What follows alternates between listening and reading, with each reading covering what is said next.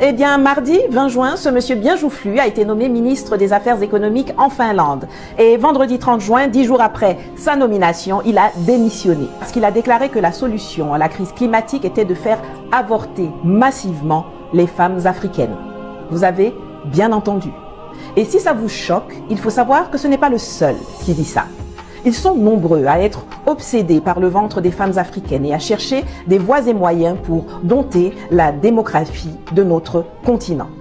Quand ce n'est pas à travers la promotion à outrance des pratiques LGBTQABCDEF, c'est à travers les programmes de planning familial, c'est à travers des campagnes de vaccination dont on ne comprend ni les tenants ni les aboutissants. Oui, ils sont nombreux comme ça qui pensent comme Wilhelm Junila. Certains ne le formulent pas à haute voix, mais travaillent dans l'ombre pour freiner notre reproduction, comme Henry Kissinger, l'ancien secrétaire d'État américain qui a pondu un rapport intitulé National Security Study Memorandum 200.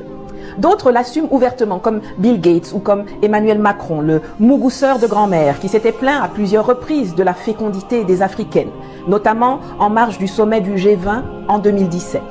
Mais ceux qui sont le plus dangereux, ce sont les laquais de service, les chefs d'État, les décideurs, les fonctionnaires africains, qui répètent benoîtement, comme des perroquets, ce que disent les Blancs. L'indécence, l'ignorance incarnée. Avant, on disait qu'il fallait freiner notre démographie car notre surpopulation était la cause de notre pauvreté. Et il s'était même trouvé des parlementaires de la CEDEAO pour reprendre à leur compte les inepties de Macron en 2017. Mais de quelle surpopulation on parle même? 83 millions d'Allemands qui vivent coincés sur 347 000 km², j'arrondis les chiffres, là où 95 millions de Congolais ont une superficie de 2 345 000 km² à disposition. 11 millions de Belges serrés comme les sardines sur 30 000 km², là où 2,5 millions de Gabonais ont un territoire de 267 000 km². La Namibie, c'est 2,5 millions d'habitants pour 825 000 km², là où 68 millions de Français s'entassent dans 547 000 km². Et puis c'est eux qui parlent. Maintenant, ils ont un nouveau leitmotiv. Ce n'est plus la pauvreté qui est le problème, c'est le climat que nos mamans mettent en danger.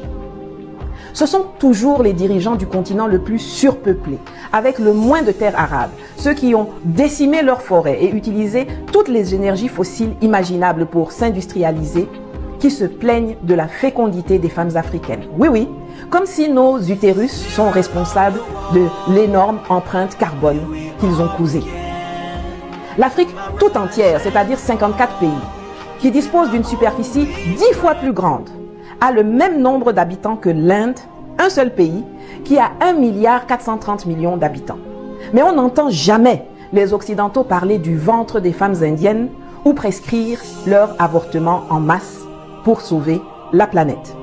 Et puis tu vois, plein de jeunes Africains qui ont été recrutés par les officines occidentales et qui viennent bavasser sur le climat, le changement climatique, et patati et patata. Arrêtez ça.